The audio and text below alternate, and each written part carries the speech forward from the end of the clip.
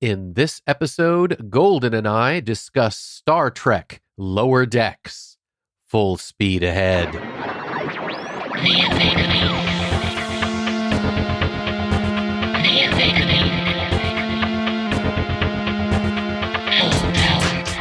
Welcome to the Omega Beam number 97. I'm your host, Oren Merton. So CBS has been continuing their expansion of the Star Trek universe on CBS All-Access, and they've added the first animated Trek show in 46 years called Star Trek Lower Decks. It's also the first straight-up comedy in the Star Trek universe.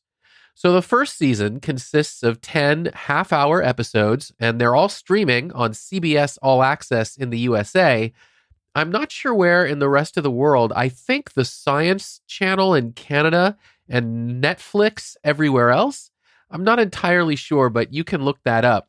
Either way, we're careful not to give any spoilers you don't already get just from watching the trailer or whatever. So for those of you who haven't seen it yet, you're good to go.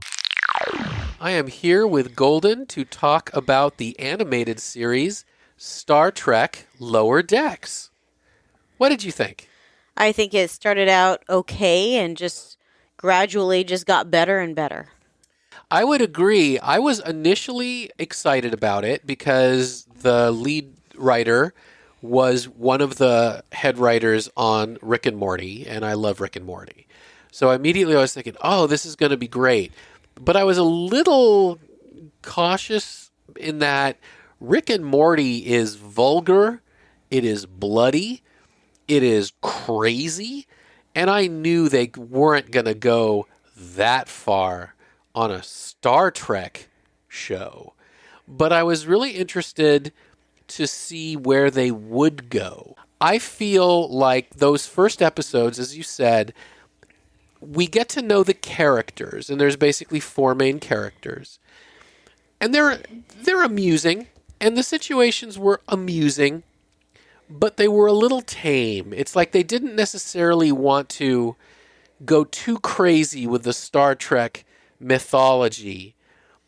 And so, as Rick and Morty-ish as maybe the animation was or whatever, I felt it held back. But I felt by the later ones, it started getting crazy. And I started liking it a lot more. So that was really cool. And I think the basic characters are good. It's called Lower Decks because it's not about the main crew. You have the main four characters. Yeah. Mariner, Boimler, Tendi, and Rutherford. Yeah. And Tendi is new to the crew. Yeah. Rutherford is got some cybernetic implants. Mm-hmm. And then you have Mariner, who has some parental issues.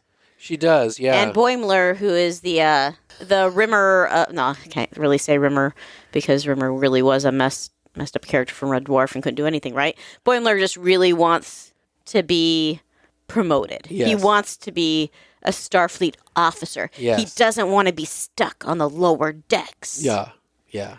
It's about how these four characters not just interact with each other, but interact with both the rest of the ship, both the other lower decks and the main officers, because what they did, which is really smart, is they made them at kind of like rather than just making them like cooks or something, they made them lower officers.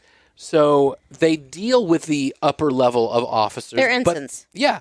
And they also deal with just enlisted, enlisted crew.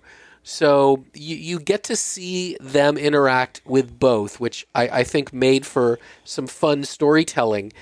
And it's also about how they interact with missions, because they're high enough in rank where they get assigned missions, not just, I need you to clean this hallway. But they do go on away missions, or they do have to deal with people who enter the ship. Usually with permission. Yeah, usually with permission. Star Trek has always had elements of comedy. From the original series, you had episodes that they were just making jokes and stuff. So there's always been an element of comedy.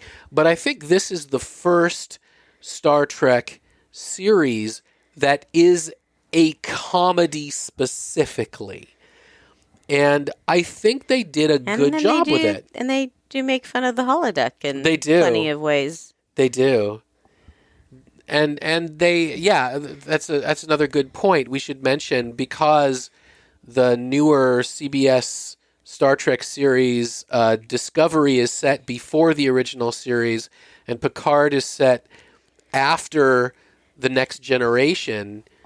In the timeline, this show is parallel with the final movie of the Next Generation movies. Well, Nemesis, I think, or maybe it was. right after, or maybe after. Yeah, right after, because I think considering something that happens towards the very end of the first season, maybe after. Maybe after, yeah. But that's the timeline. So this takes place sort of after the movies, after the Next Generation movies, but not as far future as Picard in that And I timeline. like that CBS with their Star Trek is staggering. It's like, okay, we're going to run Lower Decks. When Lower Decks ends, then we're going to pick up Discovery.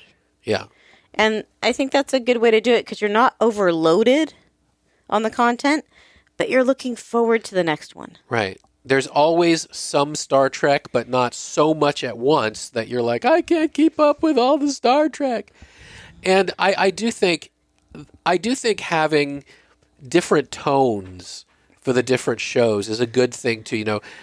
Discovery is very much kind of your serial dark drama, and Picard also was a serialized heavy melodrama. And Lower Decks is kind of what happens when the cameras turn off in Next Generation, right? Or in Deep Space Nine, right? This is what happens behind the scenes. Exactly. And if you like Rick and Morty, it's much tamer, but those elements are there. There are just crazy wackiness. And it is a little gory. Yeah, they do have more gore. There is some language.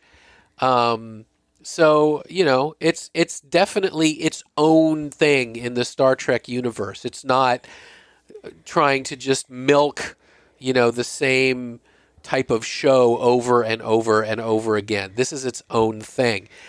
And I thought it was fun. I mean, 10 half-hour animated episodes. It's great. And we only listened to, I think, one of the Easter egg or one of the special things, which I did think was interesting, because they were talking about how the fact that during the stay at home, they were still able to continue working. Right. And that they actually already finished working on the scripts for season 2 or something. All the season 2 scripts are done. That's one of the nice things about animation, is that unlike filming actors on a stage, in animation, everyone can be in their own location working on the project, so it doesn't have to stop it. And it was great. Let's face it, a lot of things did end before the final show of the season or whatever was filmed or what have you. And it's great that this one was able to get their full run of 10 episodes done. And you do get to spend time really getting to know each of those 4 characters. Yes. You get to know strengths, you get to know weaknesses.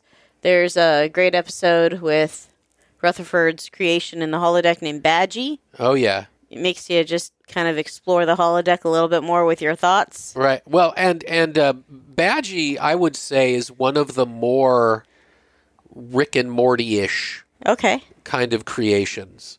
In the best way. I would support that. Yeah, in the best way. So, like I said, you get what you get from Lower Decks, you don't get from the other shows. It doesn't try to be... there was a Star Trek animated series in the 1970s, and it was its own... It was not necessarily that watchable, but this one does not try to just be a live-action TV show in animation. It is definitely an animated show. Yeah. And it is just an animated show. Right. It's not trying to have the seriousness of any of the other Star Trek shows. And I'm not saying it doesn't have its morals or its points to make or any of that. I think that it still has a lot of that. It's just doing it in a different way. I think it's a great way to put it. If it's not completely clear, this is an adult animated series. The language, the gore. This is not necessarily for younger kids. I mean, older kids would probably just love the hell out of it. But, younger kids, you may want to watch a couple first just to make sure. Or watch it with your kids so you can explain. Yeah, but as far as story, I've talked about the storytelling. Those 4 main characters are a lot more fleshed out than in just a Saturday morning 30-minute throwaway cartoon. You get to know them, and they are deep. You know more about them than any of the other characters on the ship. Right. I think the captain is probably second to those 4 characters. Yeah, I would agree. And also we should point out that the voice actors are very good. Animated series, in some ways, rise and fall not just on the script and on the quality of the animation, but if the voice actors don't give those characters life and emotions, it's not going to work. And the voice actors who voice the main characters are just wonderful. Mm-hmm. They really do a great job. I would highly recommend, if you like animated shows, if you like Star Trek, then you will enjoy Lower Decks. Yep. Definitely. It was fun. I look forward to see what they're going to do with the second season. Absolutely. It's probably going to be a while because I think they're going to be airing some, live action now, but I can't wait till it's back. It'll be good. I think so. As long as it keeps up with what they've already got, it will be good. Well, thank you, Golden. You're welcome. And that's it for this episode. You can find the show notes at theomegabeam.com/97. If you like this episode, please leave a review wherever you listen to podcasts. Those reviews help people who like this stuff find our podcast. If you have any comments or suggestions, please drop us a line at info@theomegabeam.com. Be good to yourselves and each other, and we'll catch you next time.